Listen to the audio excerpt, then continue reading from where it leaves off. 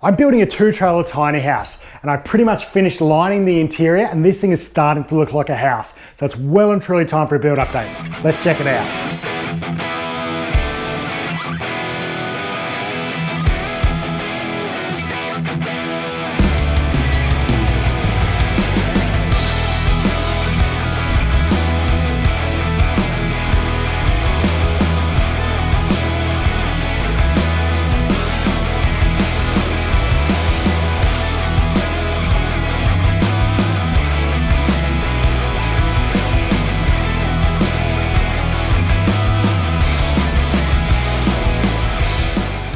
So it's been a while since the last build update and I probably could have split this into two and done one for you a bit sooner, but to be honest, it's just been a slow, arduous process. And if I had done one, it'd kind of be like, here's half my walls finished and not really that exciting. So I decided to just push through, get the bulk of the lining done and I can show you a finished product. And this has been one of my favorite parts of the build because now that we're putting lining on, it's not only a final finish, which means now I can start to see a line through to the end, but also it's starting to show me the dimensions and sort of the shape that it's starting to take, which is really cool. Like I've got sort of 3 different ceiling heights in here, which just gives it depth and dimension. The sharp lines of the shadow line that sort of wrap around and line up with the windows.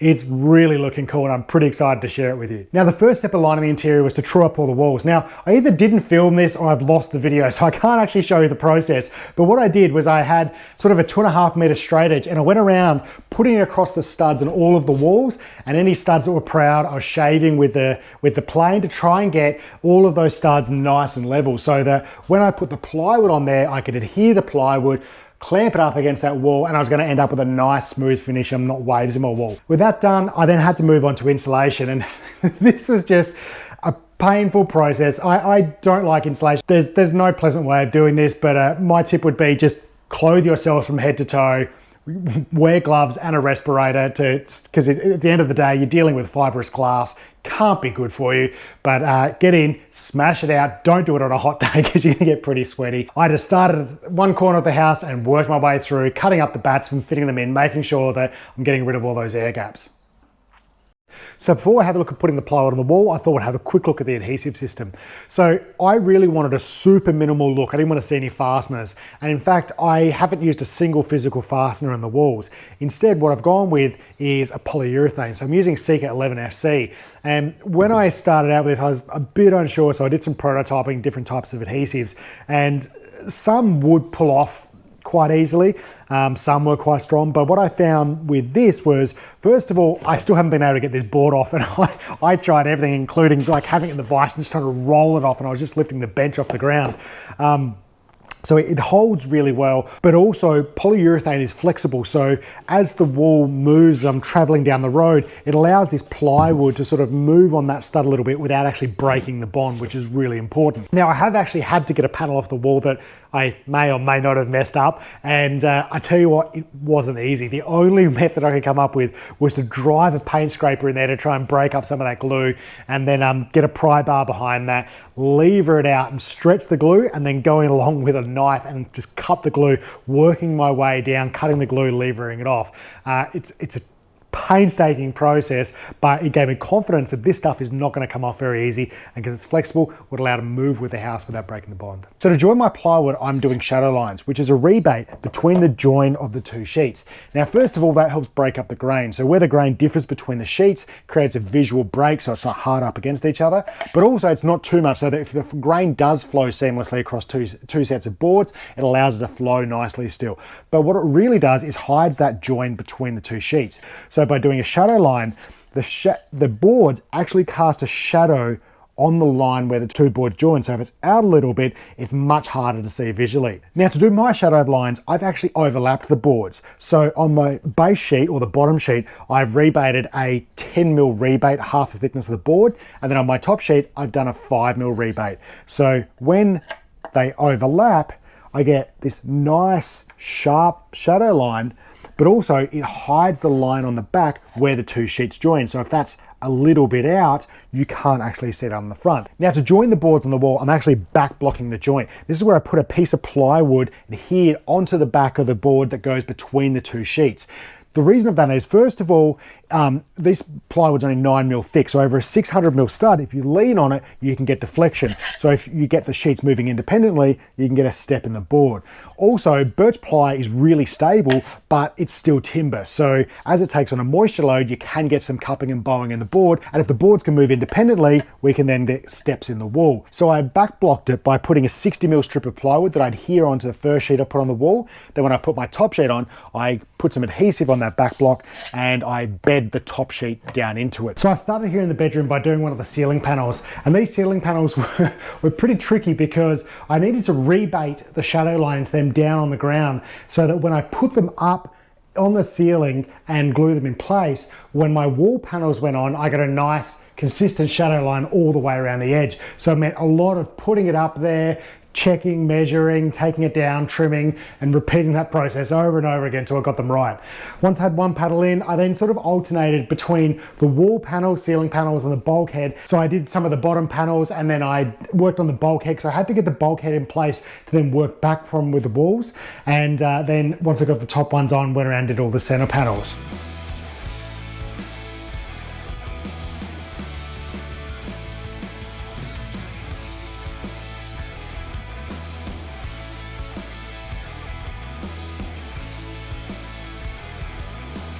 So the bulkhead in the bedroom was a bit of a pain to work with. Not only do I have all these angles that I have to get right so I get nice sharp shadow lines, but I've got an air conditioner to contend with. So I had an outlet in the bedroom and I really didn't want this sort of bulky metal grill. So I came up with the idea of cutting it straight into the plywood.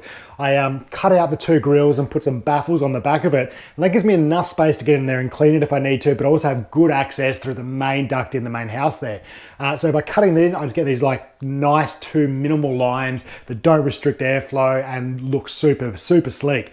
Then over here, the ceiling underneath the bulkhead, this panel's fixed, but I needed to make the rest of the ceiling removable so I can get in and service the indoor unit for the air conditioning if I ever need to. So this panel here, I've built it with lips around it so that I can slide it back and across, and then it drops down over the top of these cabinets that are going to be in the bedroom here. Can take it out and I can get access to that indoor unit. And also then my return air panel there, I've still got to make that up. I need to have, still working out the process of how I'm going to hold in the filter material, but that's another panel that'll go in there and they'll be sort of held up magnetically so I can pull it down and swap out the filter material. So moving into the main trailer, I start off the same as I did it in the side trailer there by doing the ceiling panels first, and then I could move on to the walls.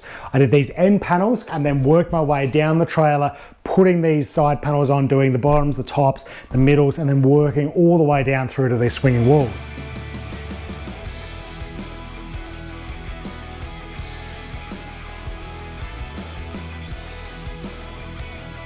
Now, one issue I had was these panels above the sliding air vents have to be removable, just in case I ever need to get in there and service the mechanism. I've got two in the main trailer here and one on the side trailer. Problem is, even though there's seals in here, they are far more susceptible to moisture, and because there's only magnets holding them in, it's not enough to hold the force if these start to warp, and this one did. And I was a bit unsure how I was going to deal with that issue. The solution I came up with was to cut a grid into the back with 10mm squares to relieve the pressure in the board. It also made it really pliable. Then I polyurethaned on 3mm plate aluminium on the back to hold it nice and flat. So that stops it from being reactive. Any moisture it takes on is not going to be able to force the board into a different shape, and it also helps protect it from moisture. So with the main trailer done, it was time to focus on the joiner. Man, this area was just a nightmare. It's not completely finished yet. So the first thing I did was the roof, which same as the rest of the roofs, except this thing is retractable, so it needs to be able to slide back into the side trailer there and clear the walls. But I wanted to look the same as the rest of the house. So I had to carefully calculate where those rebates were going to be on that sliding roof so that the wall panels, when they come up inside there, give me a nice neat shadow line. Once I'd done the roof, I then moved on to the wall panels. Now, the problem I've got here is these center panels can be adhered in. That's not a problem. But the top and bottom one, I've got these two actuators in here that drive my locking pins into the side trailer. Now, I hope they never fail, but the reality is if they do, I have to be able to get in there. And if these walls are locked open, there's no way to get into them unless I can access them from the inside. So I wasn't really sure how I was going to overcome that, and it stressed me out for a little while until I realized I can actually get behind these panels above the top one and below the bottom one. And so I came up with this idea of creating two pieces of aluminium angle where the first one is attached to the wall and the other one is adhered onto the back of the plywood, and then screw them down on this strip all the way along. And that allowed me to create this nice firm positive fix to the wall of the swinging wall. And if I ever need to take it off, I can go along, pull out all of those screws that hold these together, and they can pull away. Then in the middle of the panels, I've done a series of rare earth magnets that's helping hold the center of that panel back against the studs. So the swinging walls and the walls done, it was time to work out how I cover up this part where I've got the hinges for my swinging walls, because they need to be completely removable. And what I came up with was to do some removable panels that is a tug and groove on one side that locks into this rebate on the walls of the main trailer, and then a series of magnets down the other side. Now I'm still waiting on a shipment of magnets from China, so this is missing some, but I have rare earth magnets every 100 millimeters down along this edge here. And that's proving with this small panel size, more than enough to hold that panel in nice and tight and resist any moisture changes in the board. So to clip them in, all I need to do is to line up that tongue and groove.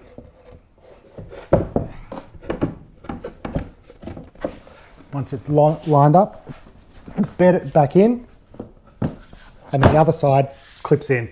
And those magnets hold that panel nice and tight in there. And then I've got another panel up top here that goes up in around that sliding roof, and the same again down the other side. Onto the complicated joint. Now the problem with this one here is this swinging wall here needs to be able to move independently of the side trailer. Then the reason for that is not only will I never set these trailers up again the same way, but they're actually designed to allow the two trailers to sort of move independently with wind or as they settle into the ground a little bit. So I need some way to accommodate that movement, but to cap this off in a way that looks like it's just a single seamless house, because the goal of this house was to always build this so that it looks like a single seamless unit and it hasn't been two trailers joined together.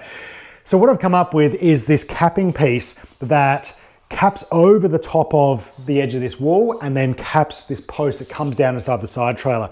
I've got this channel that the plywood slides into, and that allows that wall to move back and forth independently. I've then got a shadow line that comes around to this solid piece of brass that comes down inside the door. And this brass is actually a feature I'm going to continue on to both doors. It's going to encase both doors. It sort of creates this entrance into the rooms, and it looks pretty cool.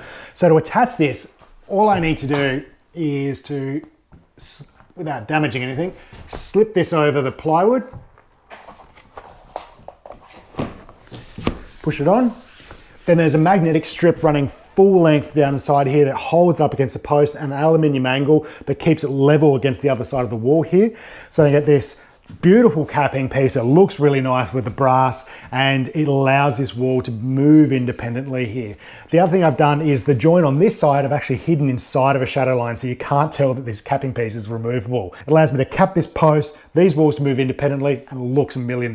Finally, to finish the walls up against the floor, I adhered a brass angle up against the wall plate and against the floor before I put the walls on. This gives me a 10mm shadow line between the walls and the floor, and a nice neat finish around the edge with a little brass line that looks pretty slick.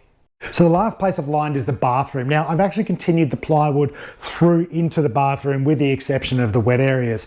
Now that may not seem like a great idea. There's a couple reasons I've chosen to do that. First of all, the way I've designed the house is all around the ply lining. So the height of my windows and how it lines up to that. And then in particular, how I'm doing these capping pieces that allow the swinging walls to join up to this side trailer here was all sort of around plywood and shadow lines. But secondly, I'm on a pretty tight budget here.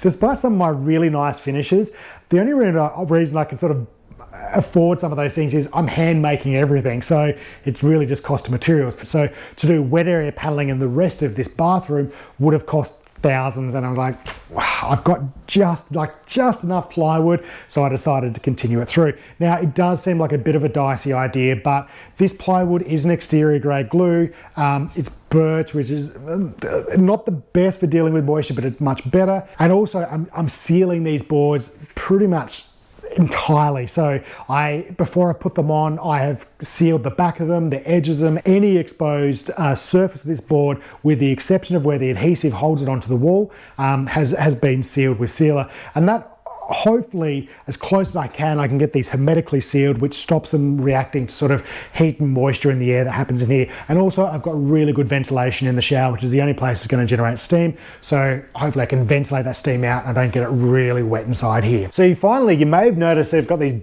gaping gaps along the side of my walls and the ceiling, and they're actually for light. So I really wanted to create super minimal lighting in here. I didn't want them to be a feature. So I thought I'll put them off to the side and they can shine down, glow off the wall into the house. And I thought that'd be really cool, right? Turns out that's not such a great idea. Putting a light hard up against the wall shows up every imperfection. I've had some troubles with that, and the lighting balance is a little bit off in the house. So I've still got to come back and make them up. They're going to be a 100mm panel that sort of clips in there with magnets so I can take them out and service the LEDs. But I'm not sure it was the greatest idea. However, I'm kind of stuck with it. So we're just going to have to wait until that's done to see how that turns out. So that's the bulk of the lining now finished for the house. And I tell you what, I can't say how good it is to finally be putting like finishing surfaces on here and getting a sense for how this house is going to feel as a space. And I wish I can convey that over video, because it's really cool to be walking through this house and seeing how it changes with the different levels and the sharp lines of the plywood. The next steps is actually to finish off this roof window here. I'm going to double glaze that window. I'm doing it myself, so I'll do a video on that. Then I can finish off the last bit of lining there, and then I'm going to give a final sand to these walls and get in here with a spray gun and clear coat it all. Then the next phase is to move on to this cabinetry that goes between the bathroom and the bedroom that sort of forms the walls to both, and also the wall to the main trailer here and houses the door. So that's going to be a bit of work. And then once I've done that, I can work on the waterproofing to the bathroom and continue on in there. So there's quite a bit of work to do, but we are starting to move towards the finish line now, which is pretty cool. So I'm going to get back to it. You guys know the drill. Don't hate, educate, comment down below if you see something that can be improved, or if you've got any questions about how I've done the lining. And if you're one of the crazy people still watching, show us those 2 hands in the comments. In the meantime, go build cool stuff. I'll see you guys again soon.